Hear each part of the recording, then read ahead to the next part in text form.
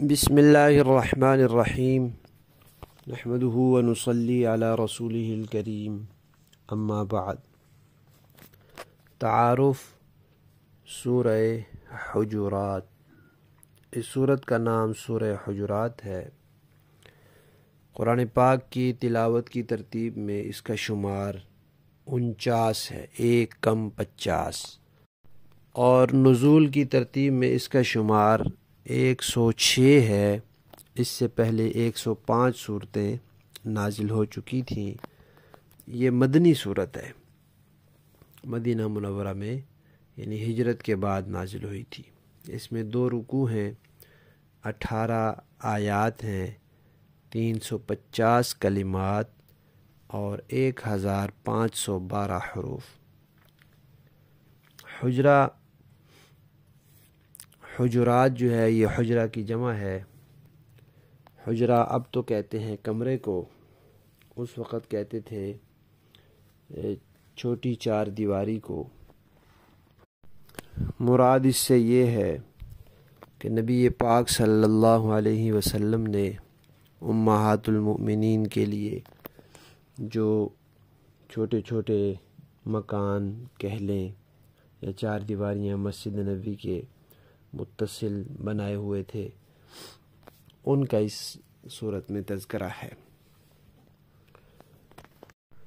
اس سے پچھلی صورت میں نبی پاک صلی اللہ علیہ وسلم کے فضائل کا تذکرہ تھا۔ اس صورت میں آپ صلی اللہ علیہ وسلم کے آداب کا تذکرہ ہے، اور پچھلی صورت میں صحابہ کرام کے فضائل اور مناقب کا تذکرہ تھا۔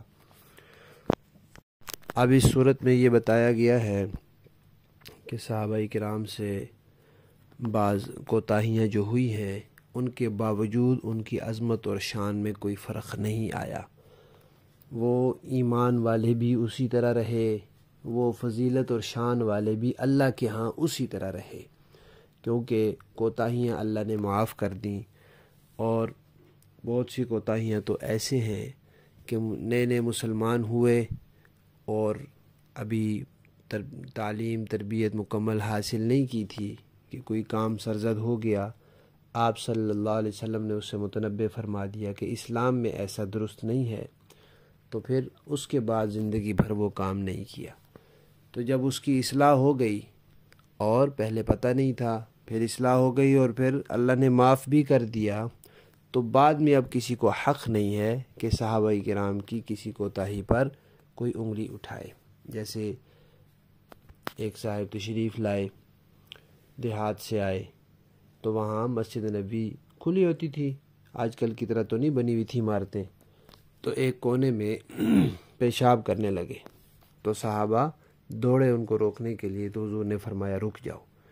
جب وہ پیشاب کر کے فارغ ہو گئے تو حضور نے ایک تو ان کو سمجھایا کہ یہ مسجدیں نماز پڑھنے کے لیے ہیں، ان کو پاک صاف رکھا جاتا ہے، یہاں پیشاب نہیں کرنا چاہیے، اور پھر اس جگہ کو دھلوایا اور صاف کروایا۔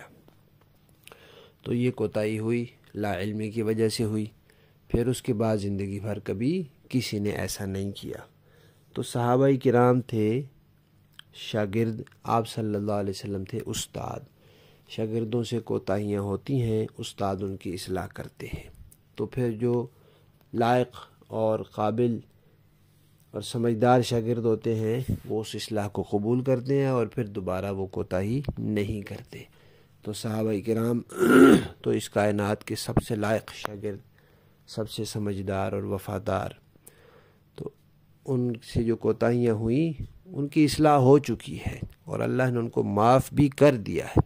اس لیے ہماری زبانوں پر اللہ اور اس کے رسول نے صحابہ کرام کی بدگوئی کے حوالے سے تالا لگا دیا ہے۔ تو جو اب اللہ اور اس کے رسول کا صحیح فرما بردار ہے، وہ کسی صحابی کی کوتاہی پر کوئی تنقید، کوئی طنز، کوئی منفی بات نہیں کرے گا، اور اگر کوئی کرے گا تو پھر وہ اللہ اور اس کے رسول کا وفادار نہیں ہوگا بلکہ غدار ہوگا۔ اس صورت کے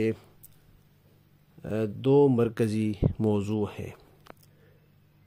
ایک نبی پاک صلی اللہ علیہ وسلم کے آداب کہ ان کی تعظیم کا کیا رویہ ہونا چاہیے، اور دوسرا آداب معاشرت مسلمانوں کے آپس کے تعلقات اور معاشرے کی اصلاح کے اصول۔ نبی پاک صلی اللہ علیہ وسلم کے آداب میں اور ان کے حقوق میں یہاں یہ بتایا گیا ہے کہ ایک تو جیسے آپس میں معاملات کرتے ہیں، ایک دوسرے کو پکارتے ہیں، ایک دوسرے سے آگے بھی چلے جاتے ہیں، ایک دوسرے کو دور سے آواز دے دیتے ہیں، گفتگو میں ایک دوسرے سے آواز اونچی کر لیتے ہیں، یا ایک دوسرے کے کسی فیصلے سے اختلاف کر لیتے ہیں، یا یہ چاہت ہوتی ہے کہ اگلا بندہ میری بات مان لے، تو نبی پاک صلی اللہ علیہ وسلم کے ساتھ یہ معاملات نہیں ہونے چاہیے۔ آپ سے کسی بھی معاملے میں آگے بڑھنا منع ہے، آپ کی مجلس میں آواز بلند کرنا منع ہے، دور سے آپ کو آواز دے کر پکارنا منع ہے، یہ خواہش رکھنا کہ آپ میری بات ہی مانیں، میرے مشورے پر عمل کریں منع ہے۔ تو یہ چیزیں آپ صلی اللہ علیہ وسلم کے ادب اور احترام سے متعلق اور آپ کے حقوق سے متعلق بتائی گئی ہیں۔ اور دوسرا یہ بتایا گیا ہے آداب معاشرت کے حوالے سے کہ وہ تمام کام جو معاشرے میں بگاڑ پیدا کرتے ہیں اور سنوار کو خراب کرتے ہیں، ان سے آپس کے تعلقات میں خرابی آتی ہے، وہ منع ہے۔ مثلاً کسی کا دل دکھانا، کسی پر ہنسنا، دوسروں کے عیب تلاش کرنا، لوگوں کو برے برے القاب سے پکارنا، خام خواہ بدگمانی کرنا، اور کسی کی ٹوہ میں لگ جانا، تجسس کرنا، جاسوسی کرنا اور غیبت کرنا، یہ وہ کام ہیں جو خود برے بھی ہیں، گناہ والے بھی ہیں، اور معاشرے کو خراب بھی کرتے ہیں، اور اجتماعی زندگی کو سکون سے نکال کر بے سکونی اور بے چینی اور اضطراب اور پریشانی میں مبتلا کر دیتے ہیں۔ اسی طرح یہ بھی بتایا ہے کہ خاندان، قوم، قبیلہ، زبان، مال دولت، عہدہ، اس کی وجہ سے اپنی بڑائی جتانے کا اسلام میں کوئی تصور نہیں ہے، اس کو اسلام جائز نہیں سمجھتا۔ رنگ، نسل، قوم، قبیلہ، مال، عہدہ، اس لحاظ سے سارے انسان برابر ہیں، وہ بھی انسان ہے، وہ بھی انسان ہے۔ مال تو کسی کو اللہ نے زیادہ دیا، کسی کو کم، شکل و صورت کسی کو اچھی دی، کسی کو معمولی، کسی کو اللہ نے ایسے خاندان میں پیدا کر دیا جو معاشرے میں اونچا سمجھا جاتا ہے، کسی کو اس میں جو معاشرے میں نیچا۔ تو یہ سب تو اللہ کے کام ہیں۔ انسان کی اگر کوئی اللہ کے ہاں قدر ہے تو وہ اس کے ایمان، تقوی اور کردار کی وجہ سے ہے۔ پھر اس صورت میں یہ بھی بتایا گیا ہے کہ مسلمانوں کی اگر آپس میں کوئی رنجش ہو جائے، ناراضگی ہو جائے، لڑائی ہو جائے، جھگڑا ہو جائے، اختلاف حد سے بڑھنے لگے، تو اصلاح کی کوشش کرنی چاہیے، صلح کرانی چاہیے، اور خاموش تماشائی نہیں بننا چاہیے، ہلہ شیری دے کر ان کو اور نہیں الجھانا اور لڑانا چاہیے، بلکہ صلح کی کوشش کرنی چاہیے، اور ہر معاملے میں عدل و انصاف سے کام لینا چاہیے، ہر معاملے میں۔ اور جو اللہ تعالیٰ نے ایمان کی دولت دی ہے، اس پر اللہ کا شکر گزار رہنا چاہیے، کیونکہ اعتبار تو آخری حالت کا ہوتا ہے۔ اس وقت تو ایمان ہے، کیا معلوم ہمارے کسی کرتوت کی ایسے خدا نخواستہ ایمان سے ہم محروم ہو جائیں، تو ڈرتے رہنا چاہیے، اللہ سے مانگتے رہنا چاہیے، شکر ادا کرتے رہنا چاہیے، تو یہ شکر سبب بنتا ہے اس نعمت کی حفاظت کا۔ اور یہ اب تیسری صورت ہے جو حوامیم 7 کے بعد آ رہی ہے۔ 7 صورتیں پیچھے گزری ہیں جو مسلسل ہیں اکٹھی، اور ہر صورت حامیم سے شروع ہوتی ہے۔ ان میں توحید، رسالت اور قیامت کا بڑی تفصیل سے تذکرہ آیا، قرآن پاک کی صداقت کا۔ ان 7 کی 7 صورتوں کا بنیادی جو موضوع تھا وہ دعوت القرآن تھا۔